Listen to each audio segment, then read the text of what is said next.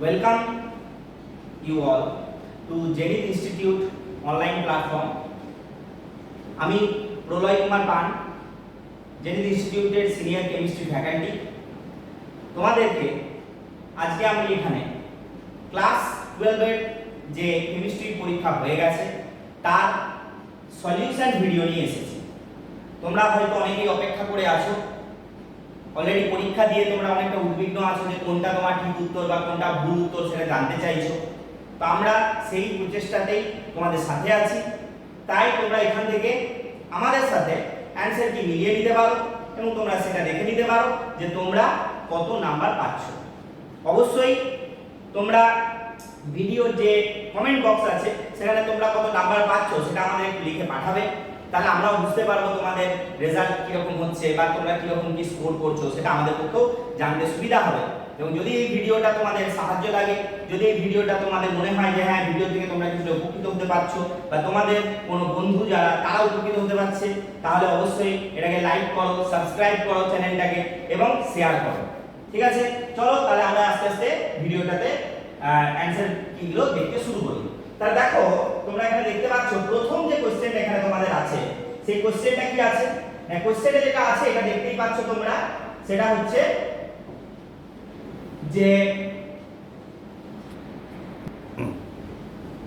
তাহলে আমরা এখানে প্রথম যে কোশ্চেনটা তোমরা দেখতে পাচ্ছ যে নিচের বিক্রিয়াটিতে উৎপন্ন যৌগ X ও Y কে শনাক্ত করো। তো এখানে তোমাদের কি দেওয়া আছে আমি এখানে তোমাদের কই সেটা একবার জাস্ট বলে দিচ্ছি। এটা দেখতেই পাচ্ছ তোমরা, এখানে তোমাদের যেটা দেওয়া আছে সেটা হচ্ছে কি, সেটা হচ্ছে অ্যানিসোল দেওয়া আছে, দেখতেই পাচ্ছ তোমরা এখানে। তাহলে এখানে তোমাদের অ্যানিসোলের রিঅ্যাকশনটা কার করানো আছে, অ্যানিসোলের সাথে HI এর রিঅ্যাকশন করানো আছে। তাহলে অ্যানিসোলকে যদি তুমি HI দিয়ে রিঅ্যাকশন করো, এই রিঅ্যাকশনটা কি হবে, HI বিভাজন হয়ে যায়। তাহলে HI যদি এখানে বিভাজন হয়ে যায় তাহলে এখানে হবেটা কি বলো, তাহলে এই যে বন্ডটা এখানে আমরা ইজিলি ভেঙে দিতে পারবো। তাহলে এমসিকিউ তো আমরা এমসিকিউর মধ্যে এটাকে ট্রাই করার চেষ্টা করব। এখানে হাইড্রোজেন দিয়ে দেবো, এখানে আয়োডিন দিয়ে দেবো। তাহলে দেখো এখান থেকে তোমার ফেনল আর CH3I হয়ে যাচ্ছে। তার মানে এই প্রথম যে অপশনটা দেখতে পাচ্ছ অপশন এ, সেটাই তোমাদের এখানে কারেক্ট অপশন হিসেবে দাঁড়াচ্ছে, অর্থাৎ ফেনল এবং CH3I। ঠিক আছে, হয়তো এখানে নাম্বারিংটা এসেছে তোমরা দেখবে কিন্তু, তাহলে এখানে অপশন এ হচ্ছে কারেক্ট অ্যানসার। ওকে, তাহলে আমরা এবার নেক্সট কোশ্চেনটাতে চলে যাই। নেক্সট কোশ্চেনটা যেটা তোমরা দেখতে পাচ্ছ এখানে সেটা হচ্ছে নিচের কোন পলিমারটি সংঘনন পলিমারাইজেশন দ্বারা প্রস্তুত করা হয়। সংঘনন পলিমারাইজেশন মানে কনডেনসেশন পলিমারাইজেশন। ঠিক আছে, তো কনডেনসেশন পলিমারাইজেশন মানে তোমরা জানো যে এখানে এমন একটা পলিমারাইজেশন রিঅ্যাকশন যেখানে কি হয় না, যেখানে তোমাদের হচ্ছে জল বেরিয়ে যায় বা অন্য কোন ধরনের ছোট ছোট মলিকিউল যেগুলো মানে অ্যালকোহল বা অ্যামোনিয়া এই ধরনের মলিকিউল বেরিয়ে যেতে পারে, সেগুলোকে আমরা কনডেনসেশন রিঅ্যাকশন বলে থাকি। বা নতুন কার্বন কার্বন ডাবল বন্ড তৈরি হয়, সেগুলোকে আমরা কনডেনসেশন রিঅ্যাকশন বলে থাকি। তো এখানে যেটা হবে সেটা দেখতেই পাচ্ছ তোমরা, কনডেনসেশন পলিমারাইজেশনের মাধ্যমে যেটা তৈরি হয় সেটা কি না, সেটা হচ্ছে নাইলন 6,6।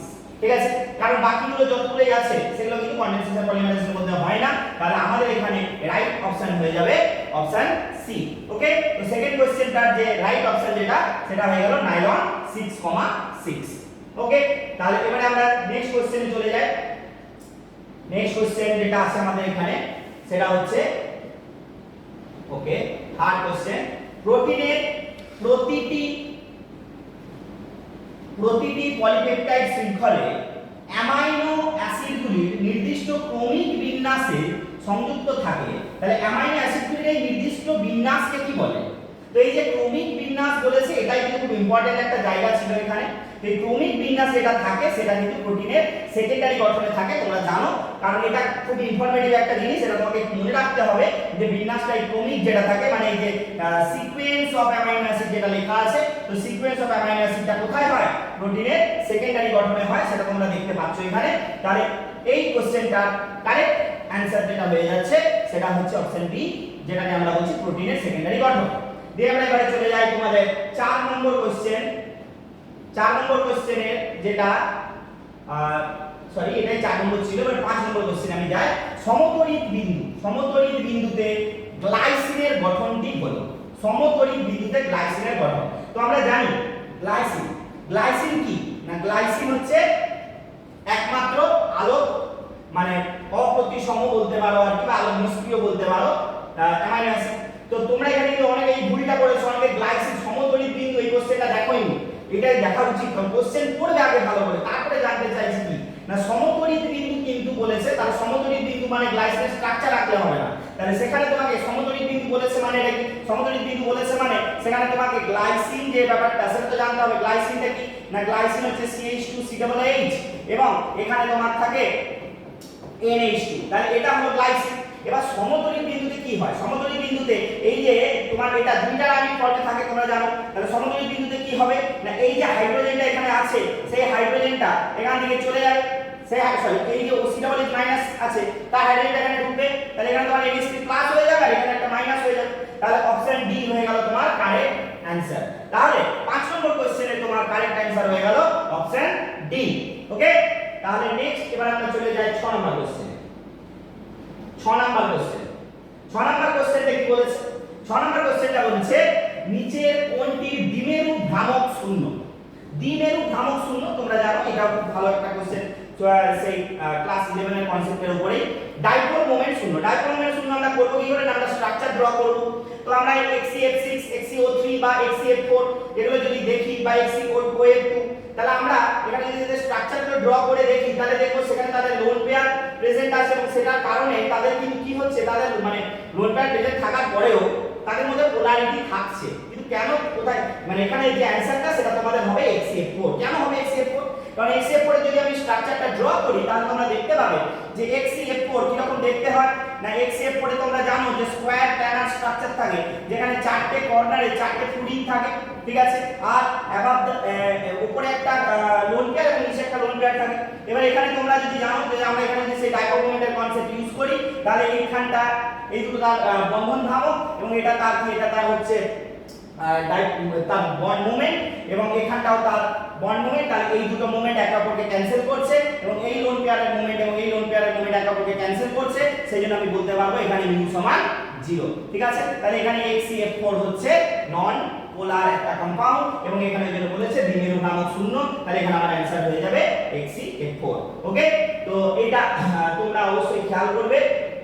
কোশ্চেন কিন্তু তোমাদের যেটা দেখা গেছে এখানে কোশ্চেন কিন্তু খুব ভালো কোশ্চেনই ছিল, ঠিক আছে। যাই হোক, এবারে একটু দেখো যেটা হচ্ছে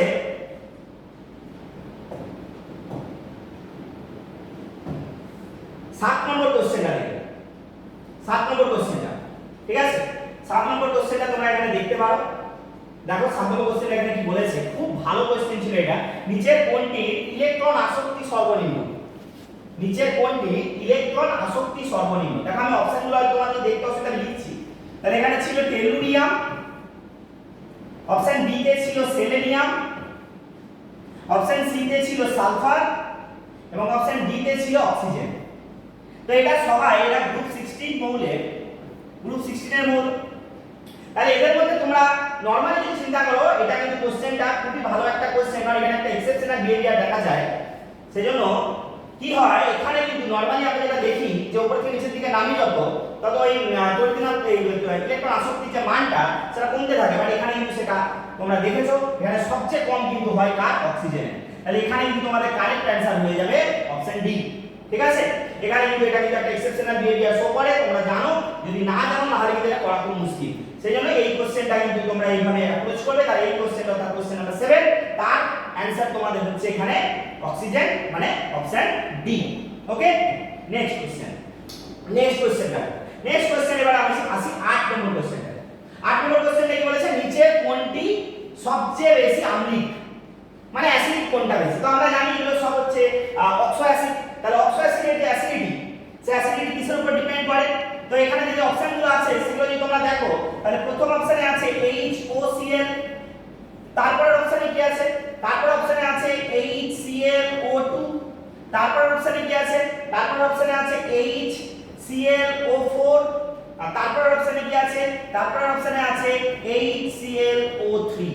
তাহলে এখানে আমরা জানি হ্যালোজেনের যে অক্সো অ্যাসিড, এখানে ক্লোরিনের অক্সো অ্যাসিড এগুলো, সেই অক্সো অ্যাসিডের মধ্যে অক্সিডেশন নাম্বার যদি আমি বের করি তাহলে আমি দেখব যে এখানে ক্লোরিনের অক্সিডেশন নাম্বার সবচেয়ে বেশি, অর্থাৎ ক্লোরিনের অক্সিডেশন নাম্বার এখানে কত হচ্ছে না +7। তাহলে যেহেতু এখানে ক্লোরিনের অক্সিডেশন নাম্বার +7 হচ্ছে, তাহলে এখান থেকে আমি বলতে পারি যে এখানে কিন্তু এর অ্যাসিডিটি সবচেয়ে বেশি হবে। ঠিক আছে, তাহলে এটা তোমরা আশা করি বুঝতে পেরেছো যে এখানে কিন্তু যে উত্তরটা আসবে সেটা option C, that means HClO4। Okay, তাহলে এই কোশ্চেনটা বোঝা গেল। তাহলে 7 এবং 8 নম্বর কোশ্চেন আমরা করে ফেললাম। এবারে আমি আসি 9 নাম্বার কোশ্চেন।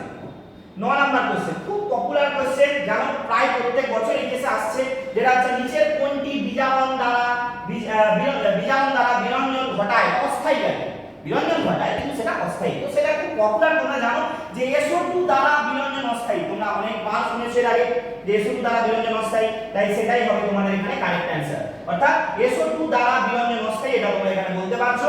ঠিক আছে, কারণ আমরা জানি ক্লোরিন দ্বারা যে বিরঞ্জন ঘটায় বা ওজোন বা H2O, কারণ এরা বিরঞ্জনটা ঘটায় কিসের মাধ্যমে? জারণ প্রক্রিয়ার মাধ্যমে, তাই এদের দ্বারা বিরঞ্জনটা কিন্তু এখানে অস্থায়ী হয়ে যাবে। ঠিক আছে, তাহলে এরপরে আমরা আসি 10 নাম্বার কোশ্চেন। 10 নাম্বার কোশ্চেনে কি বলেছে? HCF6 এর ক্ষেত্রে নিচের কোন বক্তব্যটি সঠিক নয়?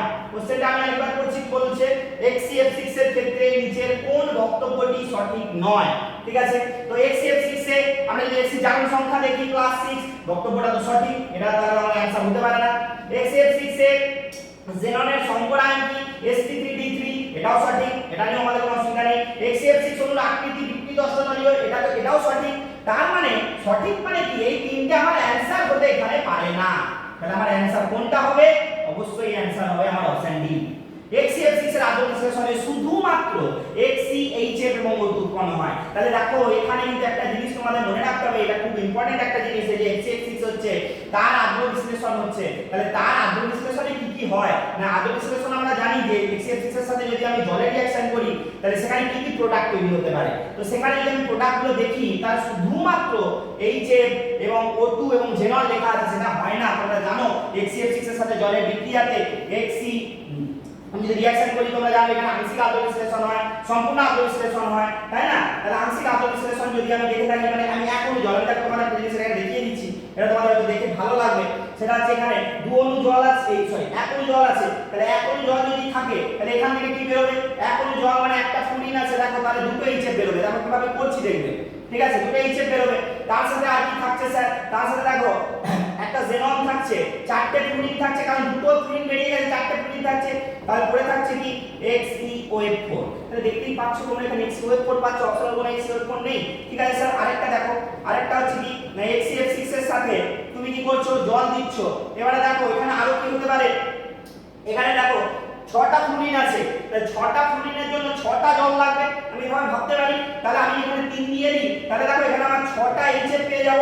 তাহলে 6টা যদি HF পেয়ে যায় তাহলে আর কি পড়ে আছে স্যার? 6টা তো ফ্লুরিন বেরিয়ে গেল, তাহলে Xe আছে আর এখানে 3টে অক্সিজেন আছে, তার মানে তোমার এখানে XeO3 ও হতে পারে।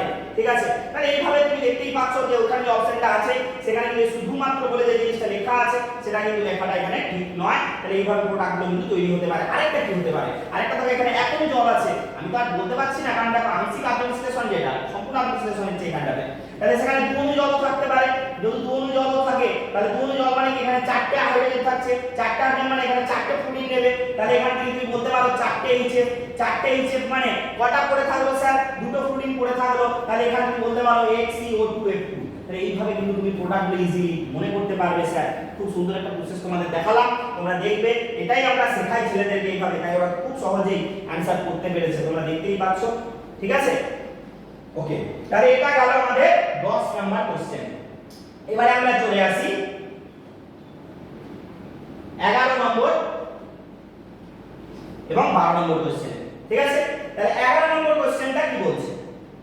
11 নম্বর কোশ্চেনে বলছে যে নিম্নলিখিত দ্রবণটির মধ্যে কোনটি হিমাঙ্ক সর্বনিম্ন। দেখো কোশ্চেনটা কি তোমাদের বলি, এবছরের কেমিস্ট্রি কোশ্চেন কিন্তু সোজা বলা যায় না, কোশ্চেন সোজা নয়, কোশ্চেন কনসেপচুয়াল কিন্তু।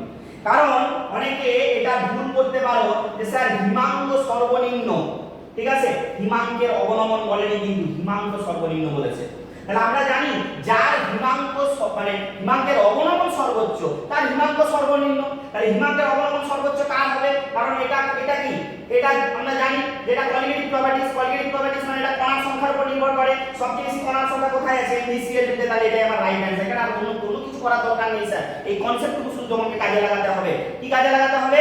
যে যার হিমাঙ্কের অবনমন সবচেয়ে বেশি তার হিমাঙ্ক সর্বনিম্ন, কারণ একটার সাথে অপোজিট সম্পর্ক, ব্যাস তাহলেই গল্প শেষ সেখানে। ঠিক আছে, তাহলে 12 নম্বর কি বলেছে? নিচের কোন গ্যাসটি হেনরির সূত্র মেনে চলে না?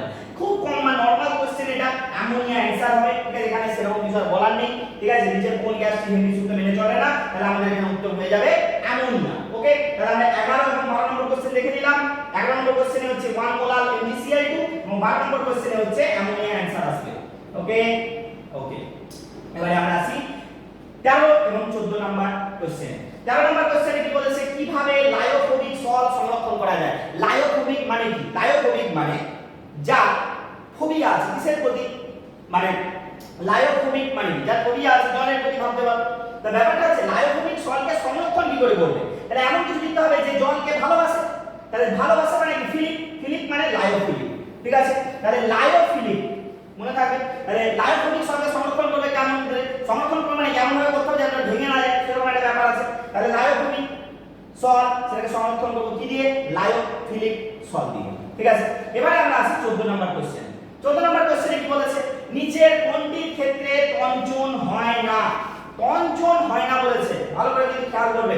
তঞ্চন কোথায় কোথায়, অপশনগুলো দেখি আমরা। প্রথম অপশনে কি বলেছে, NaCl এর ব্যবহার করে রক্তক্ষরণ বন্ধ করা। তোমরা জানো, তোমরা এটা খুব ইজিলি ব্যাপার একটা, যে রক্তক্ষরণ ব্যবস্থা তঞ্চিত হয় বলে তো রক্তক্ষরণটা বন্ধ হয়। বডি গঠন, এটাও জানো, বডি গঠন কেন হয়? তঞ্চন হয় বলেই বডি গঠন হয়। পুকুরের জলে পটাশিয়াম দ্বারা শুদ্ধিকরণ, এটাও তোমরা জানো, তঞ্চন হয় বলেই হয়, তাই না? তঞ্চন হয় বলেই তো এই থিতিয়ে পড়ে বাকি যে অপদ্রব্যগুলো থাকে।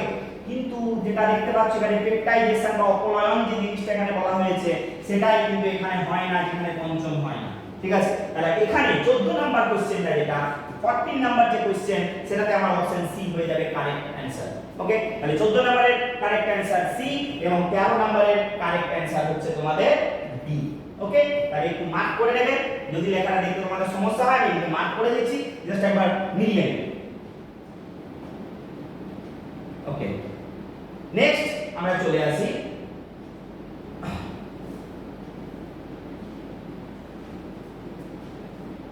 15 নাম্বার কোশ্চেন।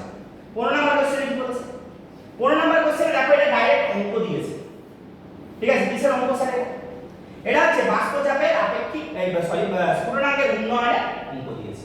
স্ফুটনাঙ্কের উন্নয়নের অঙ্কে কি বলেছে দেখো, কি কি ভ্যালু দিয়েছে। 100 গ্রাম জল, তাতে 10 গ্রাম অনুদ্বায়ী, ঠিক আছে, অবিয়োজিত অসংযোজিত দ্রাবক, যার আণবিক ভর 100 যোগ করলে দ্রবণের স্ফুটনাঙ্কের উন্নয়ন হয় ডেল্টা টিবি, তাহলে স্ফুটনাঙ্ক উন্নয়ন ধ্রুবক কি হবে। তাহলে কিভাবে করব আমরা স্যার? জাস্ট খুব সোজা স্যার, এত সলিউশনে সোজা অঙ্ক দেবে এটা আমরা কেউ এক্সপেক্ট করিনি। সুতরাং এই কোশ্চেনটাও দিয়েছে, এটাও কিন্তু আমাদের পড়া উচিত। যেখানে আমরা জানি ডেল্টা টিবি সমান হচ্ছে কেবি ইনটু এম, যেখানে কি কেবি এম মানে কি, এম মানে হচ্ছে W2 বাই M2, ঠিক আছে, ইনটু 1000 বাই W1। তাহলে এখানে কেবি, ঠিক আছে, তাহলে কি দেওয়া আছে দেখো W2 কি, W2 হচ্ছে এখানে 2 মানে আমরা কি বুঝি, 2 মানে যেটা মেশানো হয়, তাহলে 100 গ্রাম জল যেটা, সেটা আমার এখানে থাকছে তোমার W1, ঠিক আছে, আর 10 গ্রাম বলেছে, তাহলে W2 10, ঠিক আছে, ইনটু 1000 বাই M2 কত বলেছে স্যার? M2 বলেছে 100 ইনটু তার W1 কত, W1 ও 100, তাহলে একটা দুটো তিনটে চারটে, একটা দুটো তিনটে চারটে শূন্য কেটে গেল। তাহলে এখানে তোমরা কি পেলে, তোমরা ডেল্টা টিবি সমান কেবি।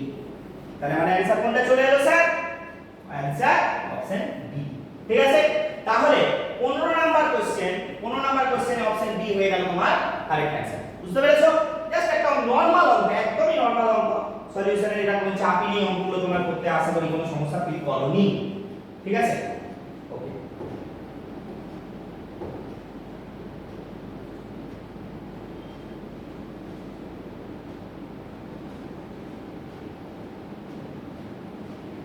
এবার আমরা চলে আসি 16 নাম্বার কোশ্চেন। কি বলেছে, নিচের বিক্রিয়াটির ক্ষেত্রে বিক্রিয়াজাত পদার্থ P কে শনাক্ত করো। তাহলে কি দিয়েছে স্যার একটু লিখে নিই এখানে, তাহলে আমরা বুঝতে পেরে যাব। যেখানে দিয়েছে বিয়ার, ঠিক আছে, আর এখানে দিয়েছে C2C, এটা কিন্তু প্রিভিয়াস ইয়ারের কোশ্চেন। ওইজন্যই বারবার যখন আমাদের পরীক্ষা হয় আমরা বারবার ছেলেদেরকে বলি, স্টুডেন্টদেরকে বলি যে স্যার PY কিন্তু অবশ্যই পড়ে যাবে, ঠিক আছে। দেখো এখানে কি বলা হয়েছে, CH3ONA দেওয়া হয়েছে এবং CH3OH, ঠিক আছে, তার মানে SN2 টাইপ অ্যাটাক, ঠিক আছে, SN2 অ্যাটাক। তাহলে অ্যাসিড টু অ্যাটাক যদি হয় তাহলে কি করতে হবে তোমাকে এখানে O মাইনাস দিয়ে অ্যাটাক করাতে হবে। হ্যাঁ, তাহলে O মাইনাস দিয়ে অ্যাটাক করাতে হবে, মাইনাস অ্যাটাক করার পসিবিলিটি কোথায়? এই ব্রোমিনটাতে অথবা এই CH2টাতে। তো তোমরা জানো এই ব্রোমিনের এখানে লোন পেয়ার থাকে, যার ফলে কার্বনের সাথে ব্রোমিনের একটা ডাবল বন্ড ক্যারেক্টার, তাহলে এখানে কোনো রকম ভাবে কোনো রিঅ্যাকশন হবে না, তাহলে এটা এখানে অ্যাটাক করবে এবং এই ক্লোরিনটা এখান থেকে বেরিয়ে যাবে, যার ফলে এখানে OCH3 ঢুকে যাবে।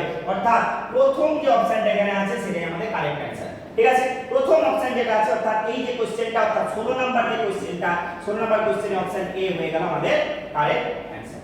ওকে ওকে, তাহলে 16 নাম্বার কোশ্চেনটা আমরা দেখে ফেলেছি। এবার আমরা আসি 17 নাম্বার কোশ্চেন। দেখো 17 নাম্বার কোশ্চেনে কি বলেছে? 17 নাম্বার কোশ্চেন বলছে যে নিম্নলিখিত যৌগগুলির মধ্যে আম্লিকতার ক্রমটি কি হবে? দেখো তোমরা তোমাদের বারবার বলা হয় যে ফেনল যখন পড়ছি আমরা সেখানে কিন্তু অ্যাসিডিটির অর্ডার খুব ইম্পর্টেন্ট একটা জিনিস, সেটা ভালো করে দেখবে।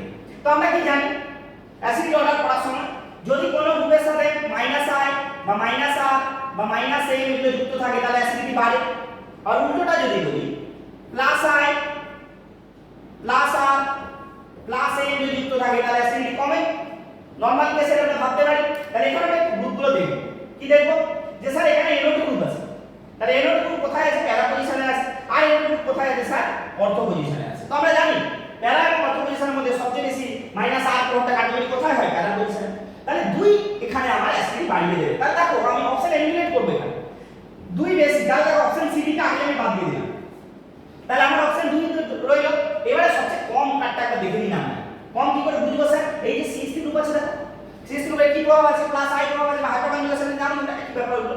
তাহলে সেই জিনিসটা যেটা, তাহলে 3 এখানে সবচেয়ে কমে যাবে। তাহলে 3 যদি সবচেয়ে কমে যায় তাহলে সবচেয়ে বেশি হবে 2, সবচেয়ে কম হবে 3। একটাই অপশন আছে দেখো, তাহলে দেখার দরকার নেই। এই অপশন এলিমিনেশন পদ্ধতির সাহায্যে তুমি কিন্তু এখানে সময়ও বাঁচাতে পারবে স্যার। ঠিক আছে, এগুলো কিন্তু অ্যাপ্রোচ করতে শেখো এইভাবে। ঠিক আছে, তারপরে দেখো কি বলেছে, নিচের যৌগটির IUPAC নেম। খুব গুরুত্বপূর্ণ জিনিস, বারবার এগুলো বলা হয় যে IUPAC নেম এখানে তোমাদের করতে দেওয়া হয়। ঠিক আছে, আমি এই যৌগটা একটু লিখি তাহলে তোমাদের বুঝতে সুবিধা হবে। যেখানে যৌগটা বলেছে সেটা হচ্ছে কি CH3। ঠিক আছে, এখানে আছে Br, ওকে, এবং ওয়েজে আছে এখানে হাইড্রোজেন এবং এখানে আছে OH।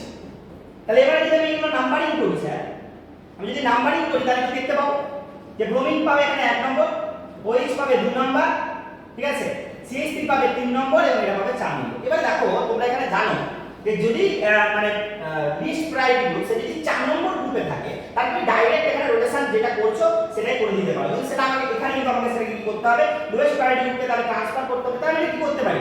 তোমাকে মনে রাখতে হবে রোটেশনটা দুবার করাতে হবে। ঠিক আছে, তাহলে দুবার করালে আমরা যেটা অরিজিনালি পাওয়ার কথা সেটাই পাচ্ছি। তাহলে দেখো আমি যদি হাইড্রোজেনকে এখানে নিয়ে যাই আর OH কে এখানে নিয়ে আসি, এটা একবার করতে পারি। সেকেন্ড স্টেপে আমি কি করব? সেকেন্ড স্টেপে যে OH টা এখানে এলো এখানে গেল আর Br টা এখানে নিয়ে এলাম, মানে দেখো আমি যে অরিজিনালি যে স্ট্রাকচার এখানে পেলাম সেটা কি পাচ্ছি? তখন আমি পাচ্ছি এখানে OH, ঠিক আছে, এই জায়গাটাতে পাচ্ছি Br, কারণ দেখো OH কে এখানে নিয়ে গেছি আবার Br এখানে নিয়ে গেছি আর এখানটাতে পাচ্ছি H। তাহলে এবারে যদি আমি নাম্বারিং করি তাহলে দেখো আমি নাম্বারিং এ কি পাচ্ছি? আমি ব্রোমিনে পাচ্ছি 1 নম্বর, OH এ পাচ্ছি 2 নাম্বার, এখানে পাচ্ছি 3 নাম্বার, এটা পাচ্ছি 4 নাম্বার। এবার তুমি রোটেশন করো, রোটেশন করলে দেখো কত দেখতে পাচ্ছ? রোটেশন করলে তুমি দেখতে পাচ্ছ কি হচ্ছে এটা? Clockwise rotation. ক্লকওয়াইজ রোটেশন মানে R। তাহলে কি অপশন হবে স্যার? 1R। ঠিক আছে, 1R 1 ব্রোমো ইথেন 1 অল।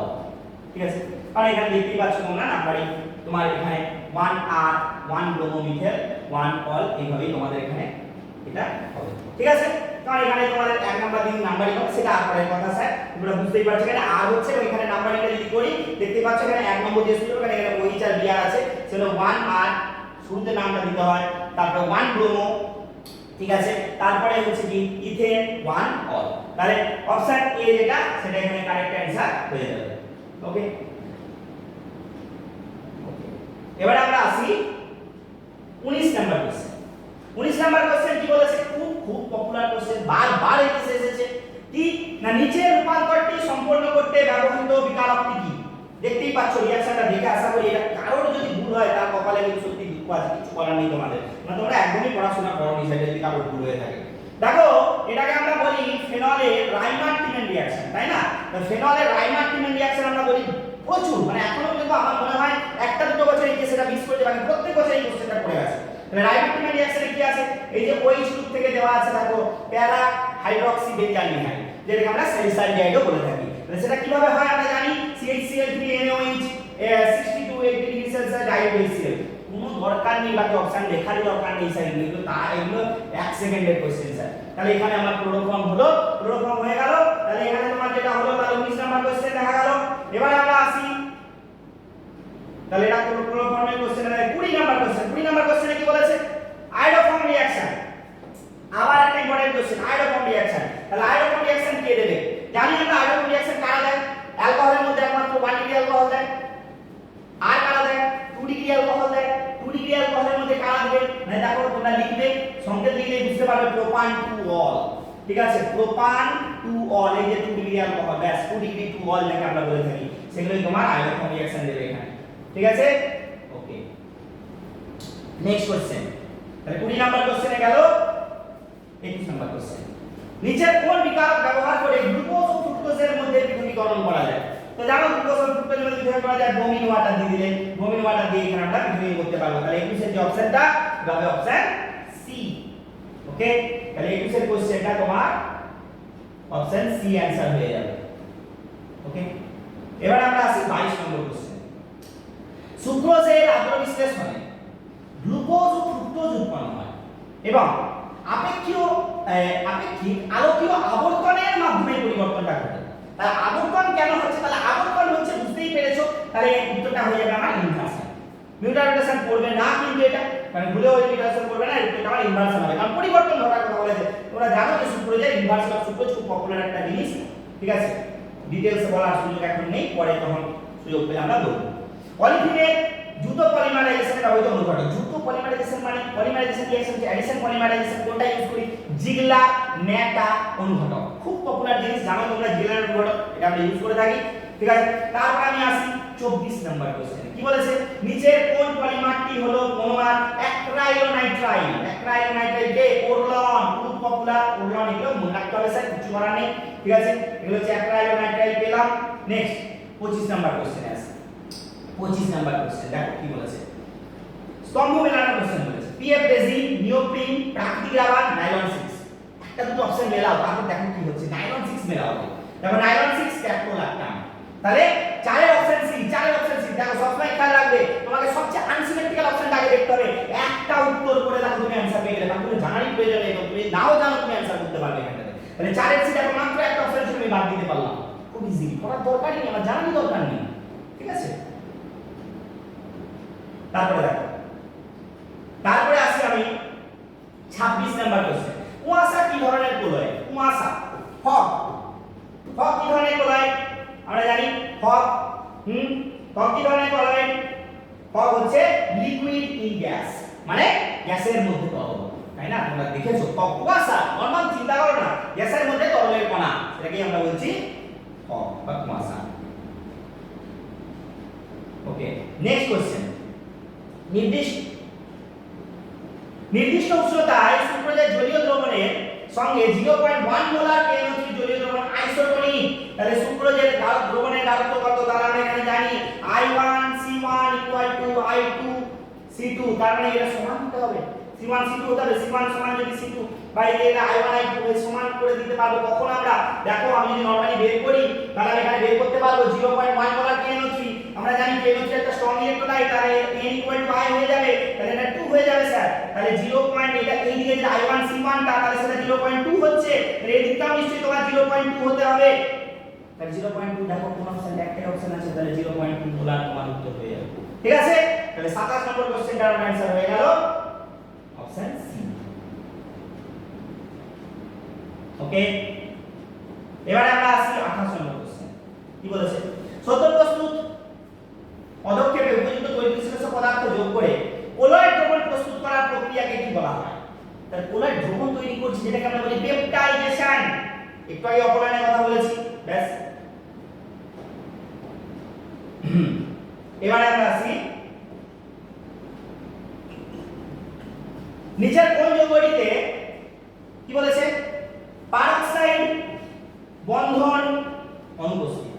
ঠিক আছে, নিচের কোন যৌগটিতে পারক্ষ বন্ধন অনুপস্থিত? তো তোমরা জানো হাইড্রোজেন পারক্সাইড নামের মধ্যে পারক্ষ আছে, H2SO5 এর মধ্যে পারক্সাইড বন্ধন আছে, তাহলে তোমরা জানো যে সব এই পারক্সাইড বন্ধন থাকে H2SO4 এর মধ্যেও একটা এই যে এরকম ভাবে একটা পারক্সাইড বন্ধন থাকে H2SO5 এর মধ্যে, H2SO8 এর, ঠিক আছে, আর একটা হচ্ছে H2SO7 এর। তাহলে পারক্ষ বন্ধন অনুপস্থিত বলেছে, কোথায় অনুপস্থিত হবে স্যার? এখানে H2SO7 এ পারক্ষ বন্ধন অনুপস্থিত হবে, ঠিক আছে। তাহলে H2SO7 এ এখানে তোমার পারক্ষ বন্ধন অনুপস্থিত থাকবে, ঠিক আছে। তারপরে নিচের কোন যৌগটি জারণ বিজারণ উভয় ধর্মই প্রদর্শন করে? তাহলে এখানে জানো তোমরা SO2 আর CO2 দুটোই জারণ বিজারণ দুই ধর্মই প্রদর্শন করে, তাহলে সেটা এখানে তোমার অ্যানসার হয়ে যাবে, ঠিক আছে।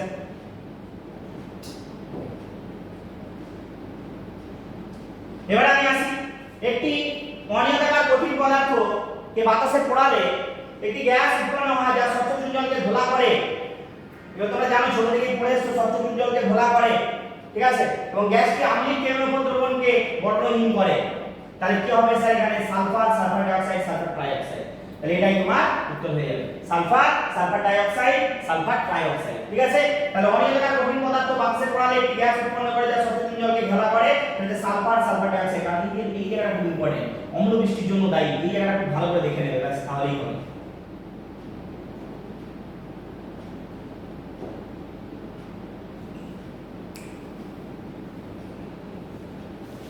ওকে, তাহলে এটির উপস্থিতিতে ক্লোরিনের সঙ্গে বিক্রিয়ায় টলুইনের বিক্রিয়া উৎপন্ন মুখ্য বিক্রিয়ার জৈব যৌগটি কি? জানো প্যারা পজিশনের প্রোডাক্ট তৈরি হবে, ক্লোরিন উঠে যাবে, এটা তো কিছু করার নেই, তোমরা জানো এটা, ঠিক আছে। একদম নরমাল কোশ্চেন। 33 নাম্বার কোশ্চেনটা দেখো, 33 নাম্বার কোশ্চেনটা দেখো কি বলেছে, নিচের কোন যৌগটি কেউই উপস্থিতিতে SN1 বিক্রিয়া দ্বারা রেসিমিক মিক্সচার উৎপন্ন করতে পারবে? খুব ভালো কোশ্চেন এটা কিন্তু, যে কোনটা রেসিমিক মিক্সচার উৎপন্ন করতে পারবে। দেখো রেসিমিক মিক্সচার উৎপন্ন করতে গেলে তোমাকে কি ভাবতে হবে?